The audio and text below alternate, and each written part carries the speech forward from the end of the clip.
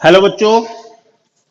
जैसा कि आप सभी लोग जानते हैं कि आप लोग की प्रैक्टिकल की डेट आ गई है। 21 जनवरी से 28 जनवरी के बीच में आपका पहला जो ग्रुप है उसका प्रैक्टिकल होना है। ठीक है। तो आज का जो वीडियो है वो आप लोगों को ये समझाने के लिए बताया गया है कि कौन कौन से ऐसे टॉपिक हैं जिनसे आपको प्रैक्टिकल में, ठीक है, वाइवा से रिलेटेड, स्पॉटिंग से रिलेटेड या स्लाइड से रिलेटेड आपको क्वेश्चन मिल सकते हैं। ठीक है। तो आज हम लोग बात करेंगे पूरे बायो प्रैक्टिकल के सिलेबस की। और ये जो सिलेबस है इसको आप लोग ध्यान से समझ लो, क्योंकि इसी सिलेबस से आपका पूरा प्रैक्टिकल होना है। ठीक है। तो देखो, अगर हम लोग बात करते हैं बायो प्रैक्टिकल की, तो बायो प्रैक्टिकल में आपके दो पोर्शन होते हैं। बायो प्रैक्टिकल में दो पार्ट होते हैं। एक पार्ट आपका कौन सा होता है? इंटरनल।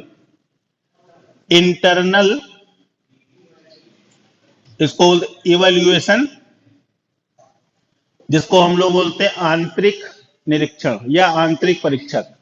और एक आपका होता है एक्सटर्नल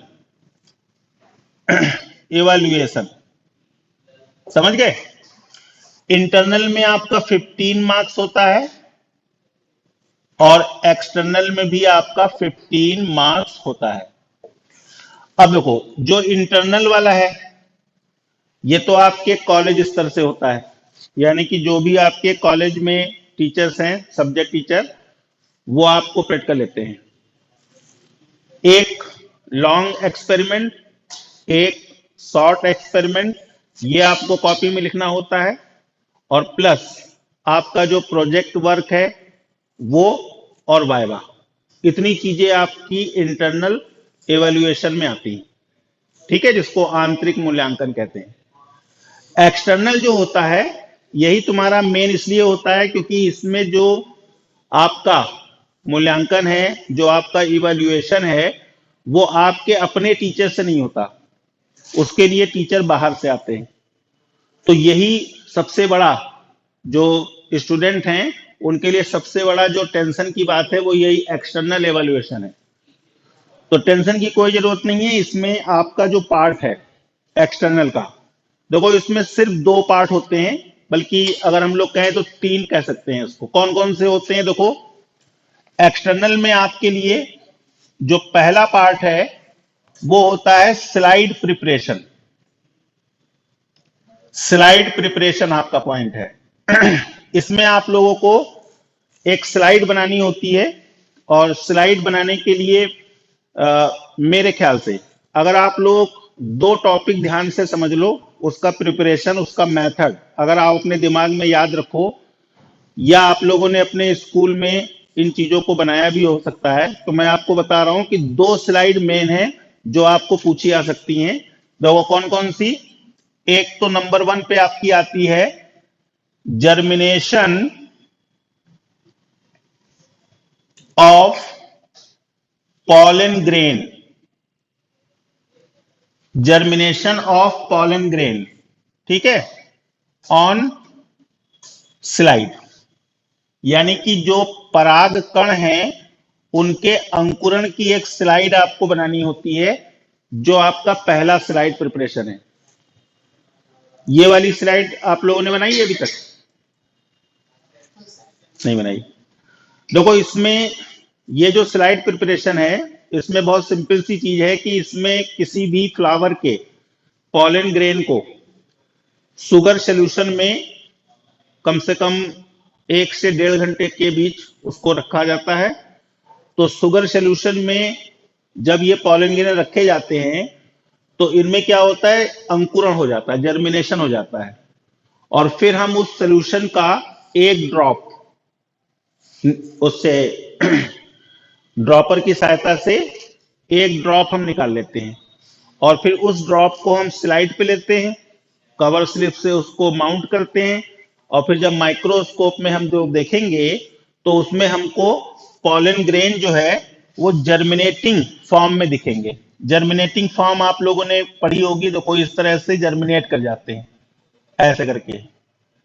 इसमें आपके मेल गैमीट है ना, ये पॉलन ट्यूब, इस तरह से आपको मतलब डायग्राम उसमें दिखता है। तो पहला जो स्लाइड प्रिपरेशन आपका है वो सबसे ज्यादा मतलब मैक्सिमम अगर 100 में हम लोग लें तो मान के चलो कि 70% जो स्लाइड है वो इसी की बनती है। इसमें आप लोगों को कुछ फ्लावर के एंथर दे दिए जाते हैं या फ्लावर ही पूरा दे दिया जाता है और आपसे कहा जाता है कि इसकी स्लाइड प्रिपेयर करो। तो ये जो आपका प्रैक्टिकल है ये आपका 5 मार्क्स का होता है, 5 नंबर का।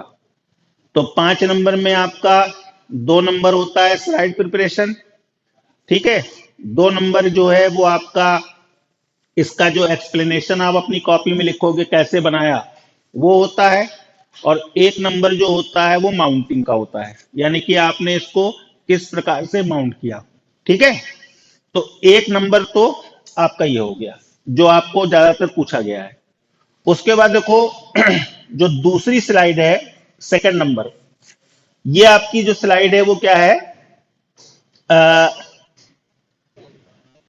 Onion root tip slide preparation, किसके लिए, फॉर आइडेंटिफिकेशन माइटोसिस डिवीजन। जो प्याज है उसकी जो रूट टिप है, जिसको हम लोग हिंदी में बोलते हैं मुलाग्र, तो प्याज में जो मुलार्ग भाग होता है उसका सेक्शन काट के स्लाइड बनाई जाती है, ठीक। जब आप स्लाइड बना लोगे और माइक्रोस्कोप से जब उसको देखोगे तो तुमको माइटोसिस डिवीजन जो है, सूत्री विभाजन, इसकी कई सारी अवस्थाएं दिखती हैं। तो आपके जो यूपी बोर्ड का सिलेबस है इसमें ये 2 स्लाइड मेन है, मतलब मान के चलो अभी से अपने दिमाग में रखो, आपको या तो ये मिलेगी या फिर ये मिलेगी। अब थोड़ी सी प्रॉब्लम है, प्रॉब्लम ये है कि ओनियन रूट टिप को बनाने के लिए इसका 24 आवर्स पहले क्या होता है, प्रिजर्वेशन होता है। अगर आपको ओनियन रूट टिप की स्लाइड बनानी है तो 24 घंटे पहले उसका प्रिजर्वेशन होता है लैब में। तो अगर मान लो आपके जो टीचर हैं उन्होंने इसका प्रिजर्वेशन कर रखा है पहले से, तब तो तुमको ये मिल जाएगी, और अगर मान लो नहीं कर रखा है तो मान के चलो आपको यही मिलनी है, सिंपल। तो कहने का मतलब मेरा ये है कि अगर आप स्लाइड को बनाना सीखना चाहते हो या अभी तक आप लोगों ने स्लाइड नहीं बनाई है तो उसके लिए करना कुछ नहीं है, आपको दोनों स्लाइड का जो प्रिपरेशन है, ठीक है, उसका मेथड आपको याद होना चाहिए, समझे। अगर आपने, चूंकि समय आपके पास कम है, आज 14 हो ही गई, 21 तारीख से आपके प्रैक्टिकल है, तो मेरा आपसे सजेशन क्या है कि आप क्या करो, स्लाइड का प्रिपरेशन याद कर लो। उससे फायदा क्या होगा, मान लो वाइवा में आपने, वाइवा आप देने गए, एग्जामिनर ने आपसे पूछ लिया स्लाइड किसकी बनाई, आपने कहा हमने इसकी बनाई, पॉलन जर्मिनेशन की बनाई, मान लो, तो तुमसे पूछ सकते हैं ना कि कैसे बनाई, तो आपको इसकी प्रोसेस मालूम होनी चाहिए, समझ रहे हो। क्योंकि हो सकता है आप लोगों ने स्कूल में ना की हो या कोई वजह हो जिसकी वजह से ना हो पाई हो, तो उसके लिए आपके पास सबसे जो सीधा रास्ता, सिंपल रास्ता है, वो क्या है, आप इन दोनों का जो प्रिपरेशन है उसको याद कर लो। क्या करोगे, आपके पास उसकी प्रैक्टिकल की बुक होगी, तो प्रैक्टिकल की बुक में क्या करो, आप दोनों स्लाइड को, मेथड सिंपल है, मेथड आप इसको देख सकते हो। अब मेथड तो मैं आपको बता सकता हूं लेकिन थोड़ा सा टाइम लगेगा क्योंकि मुझे सिलेबस पूरा बताना है, इसलिए इस वीडियो में तो नहीं बता पाऊंगा, हाँ आने वाले वीडियो में आपको बता दूंगा। तो आपको ध्यान क्या रखना है, 5 नंबर की स्लाइड प्रिपरेशन है, तो 5 नंबर में या तो तुमको पॉलन ग्रेन का जर्मिनेशन मिलेगा, इसके इसके चांसेस सबसे ज्यादा हैं, और या फिर आपको ओनियन रूट टिप की स्लाइड मिलेगी। दोनों में से कोई एक 100% मिलना है। तो आप 5 नंबर पाने के लिए इन दोनों का जो मेथड है उसको आप अपने दिमाग में याद रखो। अगर आप इसको याद रखते हो तो निश्चित रूप से आपका जो स्लाइड प्रिपरेशन है वो अच्छा होगा। ध्यान क्या रखना है? ध्यान ये रखना है कि इसका जो मेथड है वो आपको क्या हो, लर्न हो। क्योंकि एग्जामिनर अगर आपसे ये पूछे और आप वहां नहीं बता पाए तो फिर वो आपका पूरा का पूरा इंप्रेशन डाउन। अगर आपने स्लाइड बनाई है तो स्लाइड का प्रिपरेशन तो आपको मालूम ही होना चाहिए।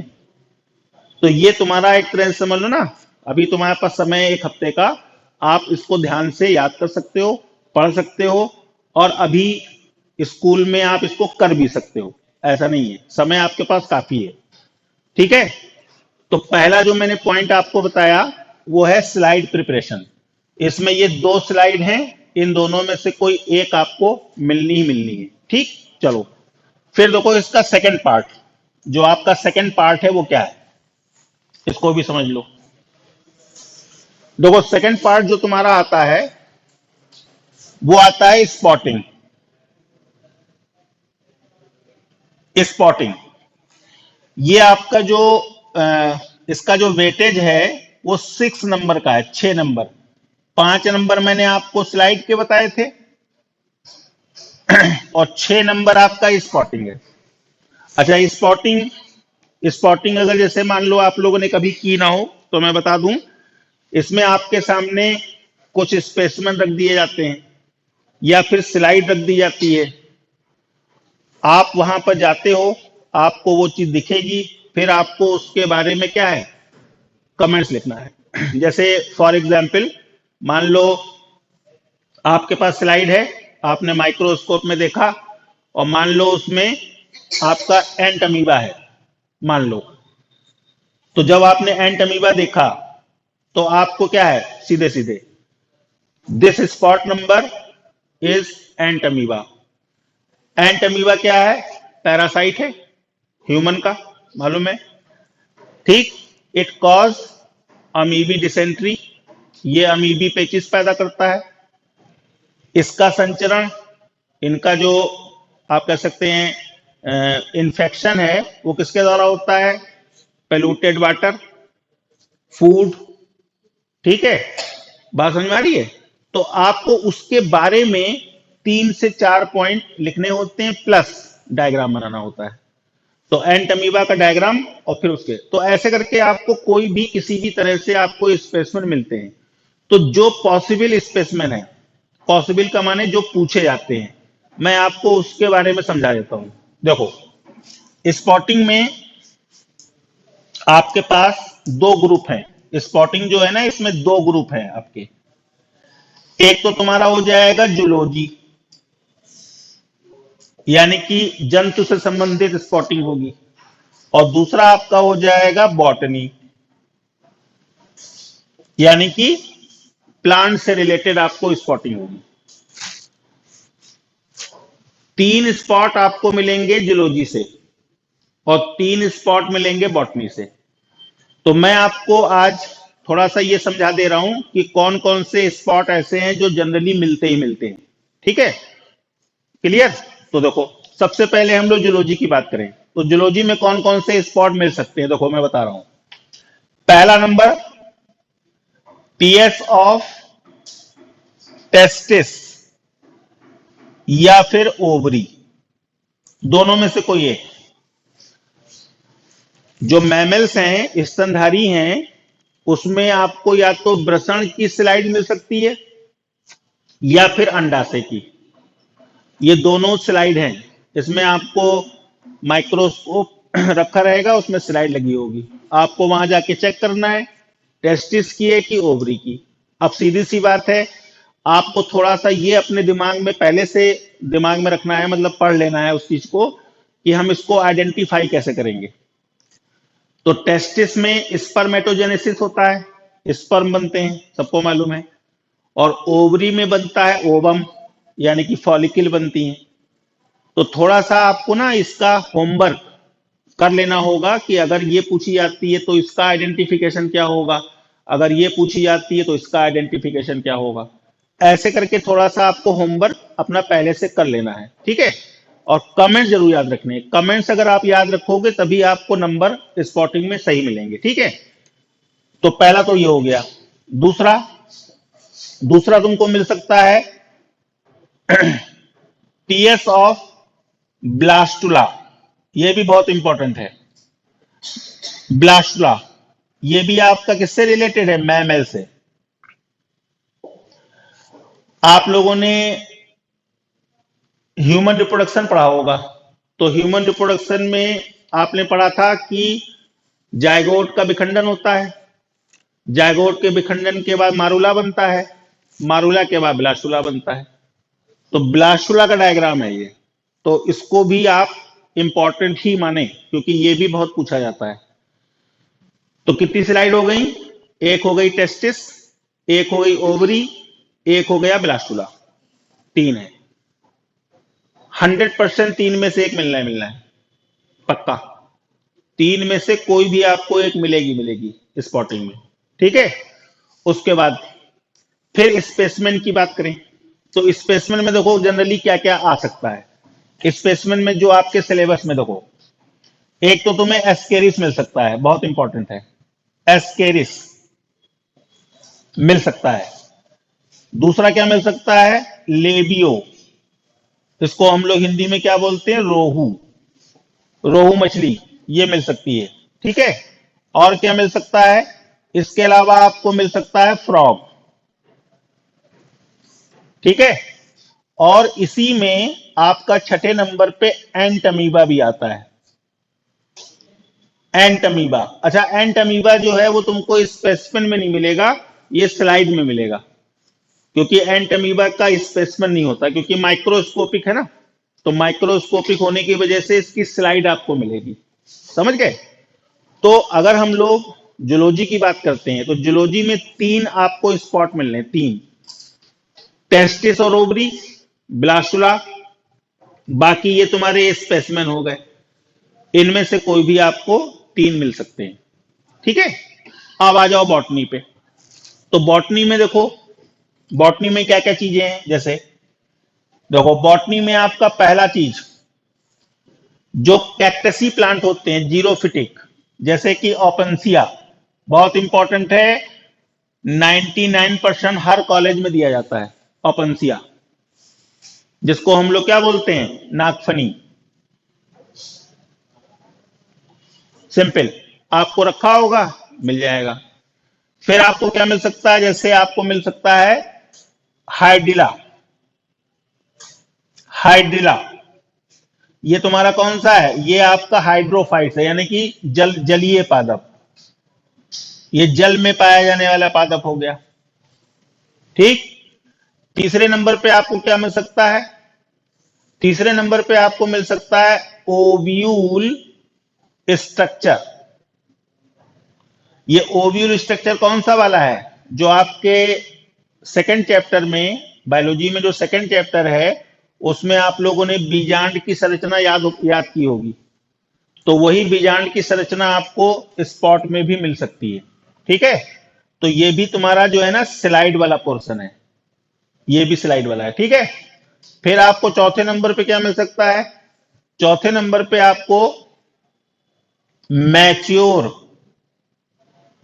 एंथर की स्लाइड मिल सकती है, यानी कि परिपक्व परिपक्व पराग कोश, ये भी तुम्हारा स्लाइड का है, इसमें भी स्लाइड आपको मिल सकती है, ठीक है।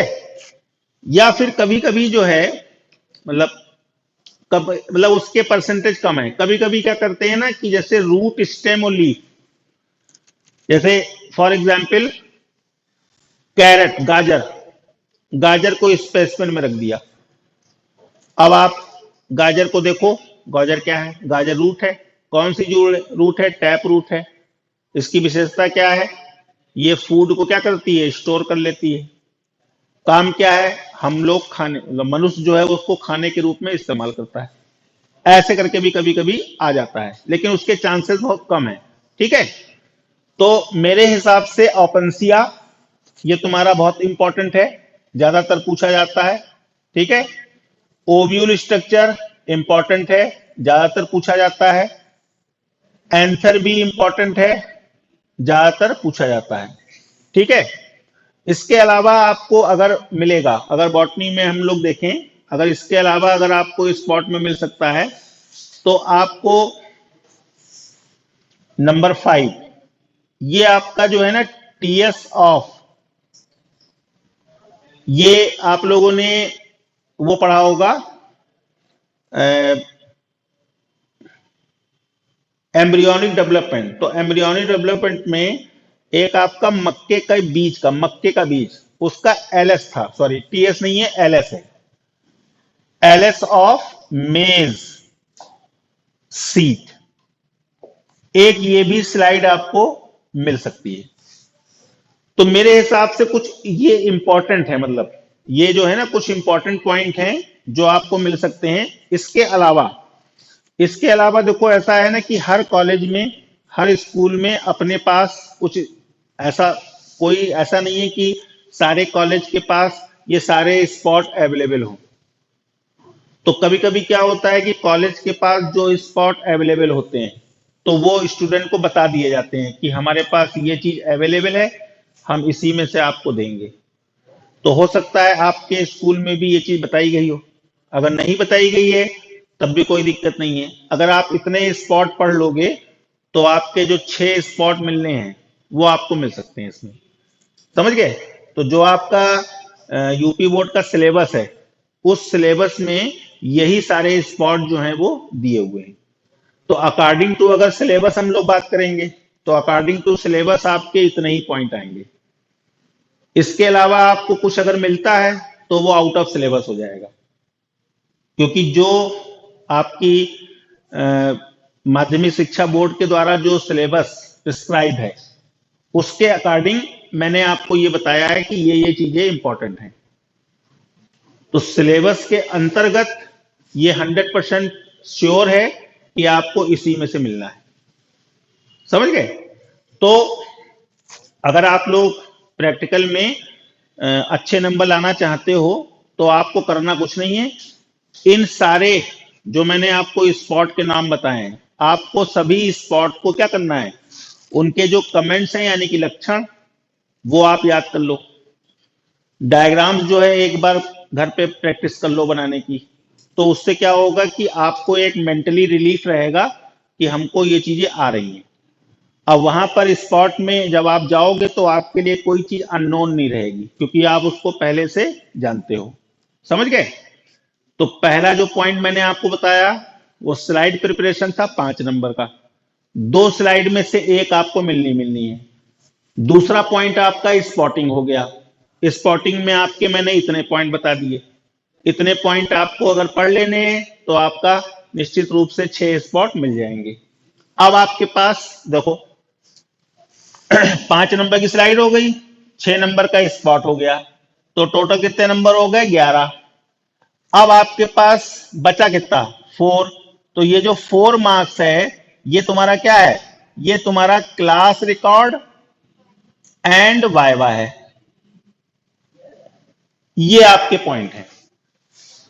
अब देखो, जैसे होता है ना कि हमारे लिए इंपॉर्टेंट चीज क्या है, तो इंपॉर्टेंट चीज भाई, बारात में आदमी गया तो बारात में इंपॉर्टेंट चीज क्या है? हाँ, बारात में इंपॉर्टेंट चीज क्या है बताओ? खाना ही तो है। दूल्हा कहां से हो जाएगा भाई? जो आदमी बारात में गया, अगर, अरे भाई उनकी बारात में तो रायते में नमक ही नहीं था, पनीर ऐसा था कि हथौड़ी से तोड़ना पड़ा, है कि नहीं? और अगर खाना अच्छा है तो शादी से मतलब नहीं है ना? तो वो वही चीज है। तो प्रैक्टिकल में क्या है? प्रैक्टिकल में आपने स्लाइड बहुत अच्छी बना ली, बहुत खूबसूरत, आपने स्पॉटिंग पूरी 6 की 6 बहुत बढ़िया, कोई टेंशन नहीं। और वाइवा जब आप देने गए एक भी आंसर नहीं दे पाए, सारा इंप्रेशन खराब। और क्या?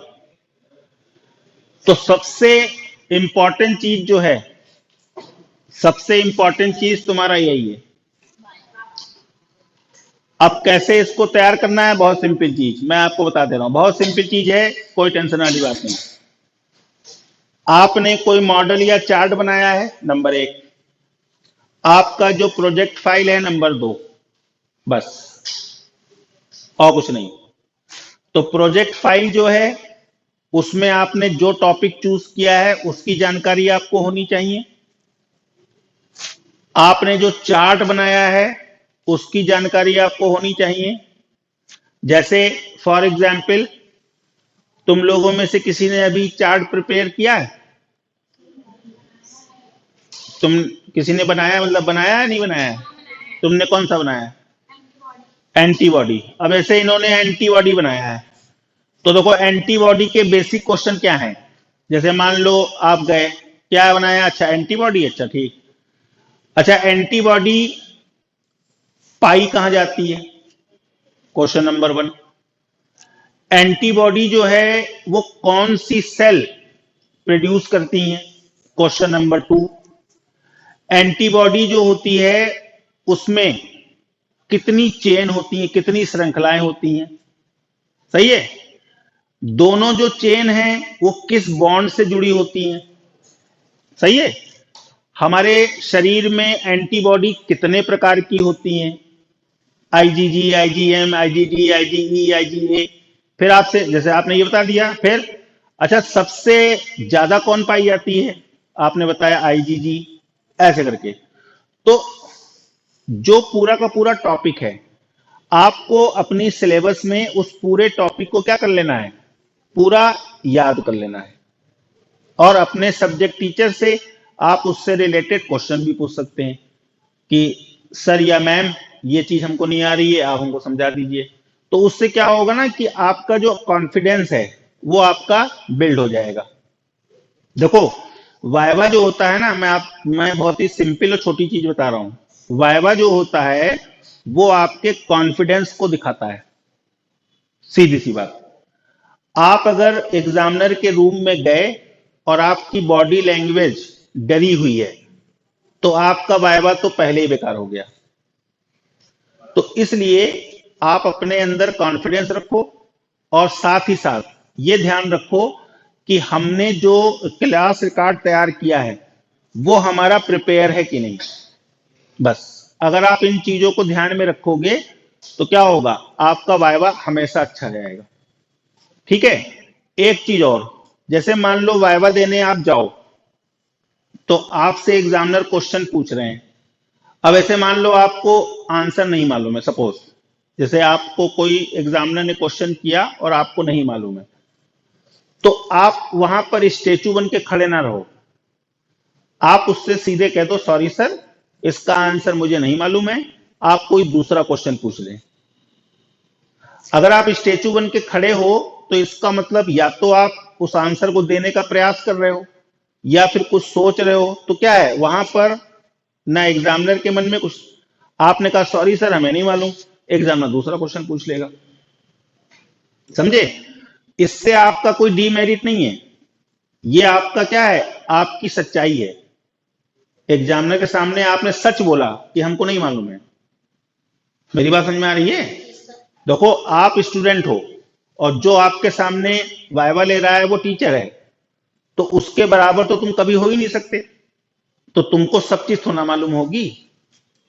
अगर तुमने 10 में से 6 क्वेश्चन के भी आंसर दिए, इसका मतलब तुम सही हो, बेस्ट हो। 10 में से 10 क्वेश्चन के आंसर तो कोई भी नहीं दे पाएगा। तो दो चीजों का ध्यान रखो। पहली चीज, आपका जो क्लास रिकॉर्ड है वो आपको याद होना चाहिए। याद होने का सेंस, उस पर कॉन्फिडेंस होना चाहिए कि मुझको ये चीजें मालूम है। और दूसरी चीज, जब आप वाइवा देने जाओ तो आपका बॉडी लैंग्वेज जो है वो कॉन्फिडेंट होना चाहिए, डरा हुआ नहीं होना चाहिए कि पता नहीं क्या होगा, ये होगा वो होगा, है ना। तो इन चीजों पे ध्यान रखोगे तो आपका वाइवा अच्छा होगा, उसमें कोई दिक्कत नहीं है। ठीक है। तो आज मैंने आपको जो बायो प्रैक्टिकल है उसका मैंने एक छोटा सा आपको सिलेबस भी बता दिया, और किस तरह से आप इसको फॉलो करोगे ये मैंने आपको बता दिया। अब अगले वीडियो में वाइवा किस तरह से लिया जाता है उस टॉपिक पे भी हम लोग चर्चा करेंगे। ठीक है, ओके, थैंक यू।